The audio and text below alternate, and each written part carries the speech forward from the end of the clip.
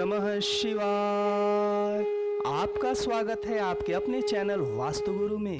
आज का एपिसोड बहुत ही खास है। आज के एपिसोड में मैं शिव जी के 12 ज्योतिर्लिंग अवतारों का सविस्तार वर्णन करने जा रहा हूं, जैसा कि शिव पुराण में बताया गया है। यदि आप मेरे चैनल पर नए हैं तो हमारे चैनल को सब्सक्राइब, लाइक और शेयर करें एवं बेल आइकॉन दबाना न भूलें, क्योंकि हमारा चैनल धार्मिक एवं पौराणिक कथाएं, व्रत, पूजा विधि, अनुष्ठान तथा वास्तु शास्त्र की सही जानकारी आपको देता है। हम आपको वही जानकारी देते हैं जो कि प्रामाणिक हो। आइए शिव जी का स्मरण करते हुए 12 ज्योतिर्लिंगों की कथा को सुनते हैं। जैसा कि शिव पुराण में कहा गया है, शिव जी के 12 ज्योतिर्लिंगों की कथा इस प्रकार से है। नंदीश्वर जी कहते हैं, मुने, अब तुम सर्वव्यापी भगवान शंकर के 12 अन्य ज्योतिर्लिंग स्वरूपी अवतारों का वर्णन श्रवण करो, जो अनेक प्रकार के मंगल करने वाले हैं। उनके नाम ये हैं: सौराष्ट्र में सोमनाथ, शैल पर मल्लिकार्जुन, उज्जैनी में महाकाल, ओंकार में अमरेश्वर, हिमालय पर केदार, डाकिनी में भीमशंकर, काशी में विश्वनाथ, गौतमी के तट पर त्रयंबकेश्वर, चिता भूमि में वैद्यनाथ, दारूक वन में नागेश्वर, सेतुबंध पर रामेश्वर और शिवालय में घुष्मेश्वर। मुने, परमात्मा शंभु के ये ही वे 12 अवतार हैं। ये दर्शन और स्पर्श करने से मनुष्यों को सब प्रकार का आनंद प्रदान करते हैं। मुने, उनमें पहला अवतार सोमनाथ का है। यह चंद्रमा के दुख का विनाश करने वाला है। इनका पूजन करने से क्षय और कुष्ठ आदि रोगों का नाश हो जाता है। यह सोमेश्वर नामक शिवावतार सौराष्ट्र नामक पावन प्रदेश में लिंग रूप से स्थित है। पूर्व काल में चंद्रमा ने इनकी पूजा की थी। वहीं संपूर्ण पापों का विनाश करने वाला एक चंद्रकुंड है, जिसमें स्नान करने से बुद्धिमान मनुष्य संपूर्ण रोगों से मुक्त हो जाता है। परमात्मा शिव के सोमेश्वर नामक महालिंग का दर्शन करने से मनुष्य पाप से छूट जाता है और उसे भोग और मोक्ष सुलभ हो जाते हैं। तात, शंकर जी का मल्लिकार्जुन नामक दूसरा अवतार श्रीशैल पर हुआ। वह भक्तों को अभीष्ट फल प्रदान करने वाला है। मुने, भगवान शिव परम प्रसन्नता पूर्वक अपने निवास भूत कैलाश गिरि से लिंग रूप में श्रीशैल पर पधारे हैं। पुत्र प्राप्ति के लिए इनकी स्तुति की जाती है। मुने, यह जो दूसरा ज्योतिर्लिंग है वह दर्शन और पूजन करने से महासुख कारक होता है और अंत में मुक्ति भी प्रदान कर देता है। इसमें तनिक भी संशय नहीं है। तात, शंकर जी का महाकाल नामक तीसरा अवतार उज्जैनी नगरी में हुआ। वह अपने भक्तों की रक्षा करने वाला है। एक बार रत्नमाल निवासी दूषण नामक असुर, जो वैदिक धर्म का विनाशक, विप्रद्रोही तथा सब कुछ नष्ट करने वाला था, उज्जैनी में जा पहुंचा।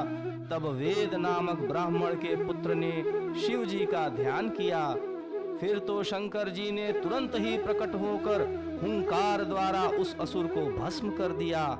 तत्पश्चात अपने भक्तों का सर्वथा पालन करने वाले शिव देवताओं के प्रार्थना करने पर महाकाल नामक ज्योतिर्लिंग स्वरूप से वहीं प्रतिष्ठित हो गए। इन महाकाल नामक लिंग का प्रयत्न पूर्वक दर्शन और पूजन करने से मनुष्य की सारी कामनाएं पूर्ण हो जाती हैं और अंत में उसे परम गति प्राप्त होती है। परम आत्मबल से संपन्न परमेश्वर शंभु ने भक्तों को अभीष्ट फल प्रदान करने वाला ओंकार नामक चौथा अवतार धारण किया। मुने, विंध्यगिरि ने भक्ति पूर्वक विधि विधान से शिव जी का पार्थिव लिंग स्थापित किया।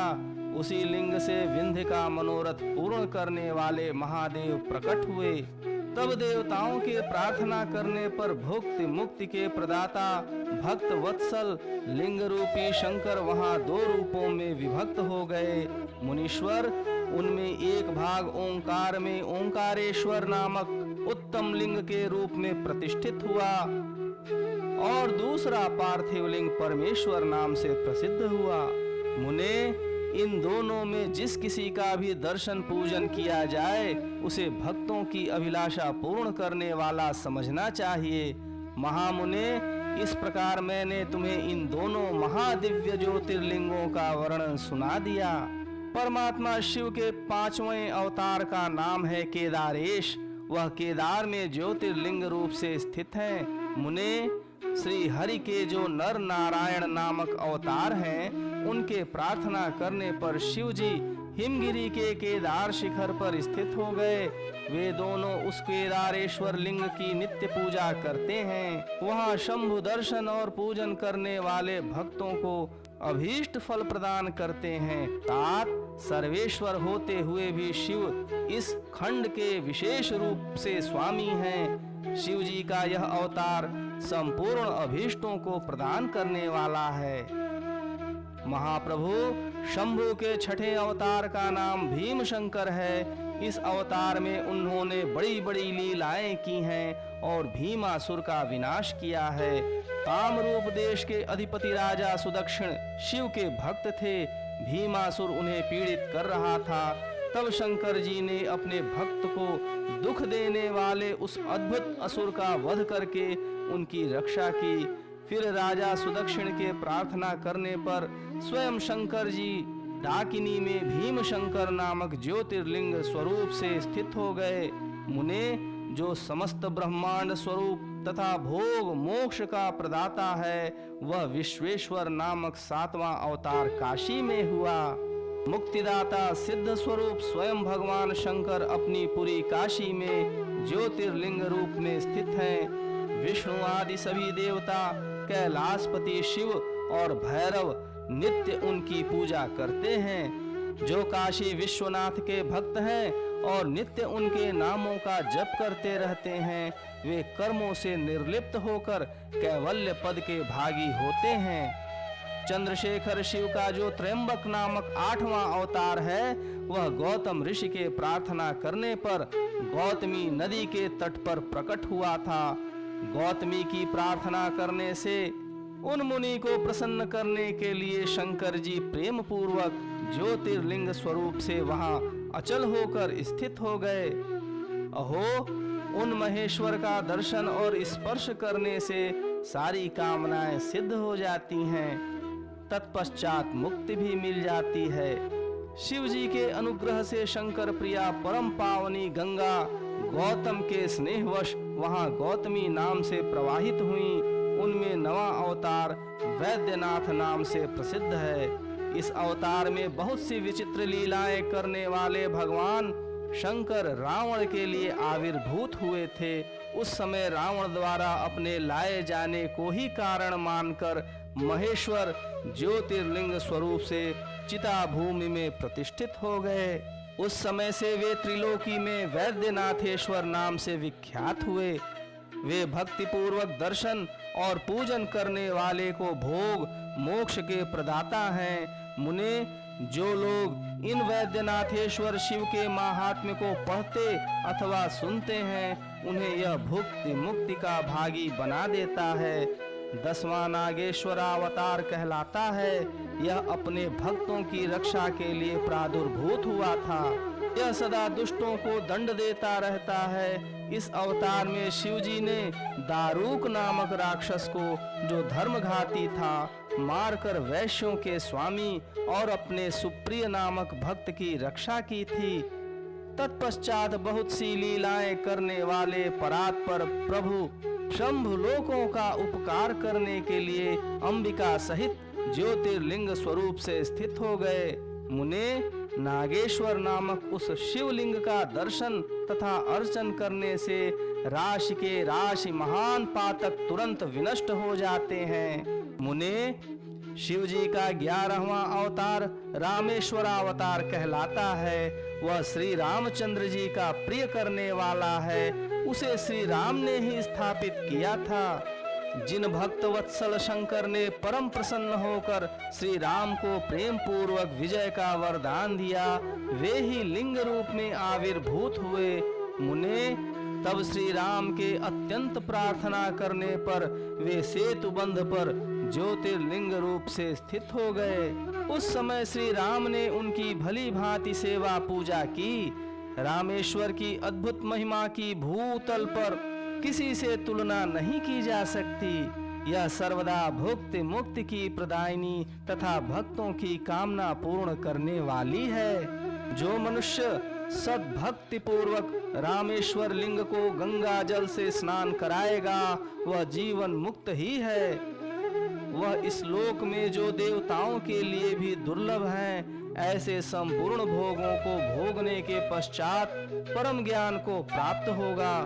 फिर उसे कैवल्य मोक्ष मिल जाएगा। घुष्मेश्वरावतार शंकर जी का 12वां अवतार है। वह नाना प्रकार की लीलाओं का कर्ता, भक्त वत्सल तथा घुष्मा को आनंद देने वाला है। मुने, घुष्मा का प्रिय करने के लिए भगवान शंकर दक्षिण दिशा में देवशैल के निकटवर्ती एक सरोवर में प्रकट हुए। मुने, घुष्मा के पुत्र को सुदेह्य ने मार डाला था। उसे जीवित करने के लिए घुष्मा ने शिव जी की आराधना की। तब उनकी भक्ति से संतुष्ट होकर भक्त वत्सल शंभु ने उनके पुत्र को बचा लिया। तदनंतर कामनाओं के पूरक शंभु घुष्मा की प्रार्थना करने से उस तड़ाग में ज्योतिर्लिंग रूप में स्थित हो गए। उस समय उनका नाम घुष्मेश्वर हुआ। जो मनुष्य उस शिवलिंग का भक्ति पूर्वक दर्शन तथा पूजन करता है वह इस लोक में संपूर्ण सुखों को भोग कर अंत में मुक्ति लाभ प्राप्त करता है। सनत कुमार जी, इस प्रकार मैंने तुमसे इस 12 दिव्य ज्योतिर्लिंगों का वर्णन किया। ये सभी भोग और मोक्ष के प्रदाता हैं। जो मनुष्य ज्योतिर्लिंगों की इस कथा को पढ़ता अथवा सुनता है वह संपूर्ण पापों से मुक्त हो जाता है तथा भोग मोक्ष को प्राप्त करता है। इस प्रकार मैंने इस शतरुद्र नाम की संहिता का वर्णन कर दिया।